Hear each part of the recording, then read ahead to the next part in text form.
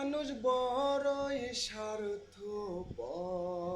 রে, বড়ই স্বার্থপর। বুকের মাঝে জায়গা দিলে যতন কইরা ভাঙ্গে রে অন্তর।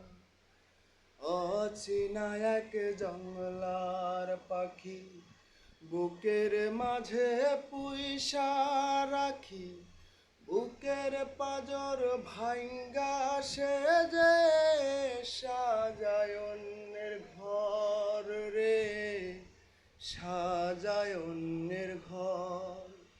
মানুষ বড়ই স্বার্থপর রে, বড়ই স্বার্থপর।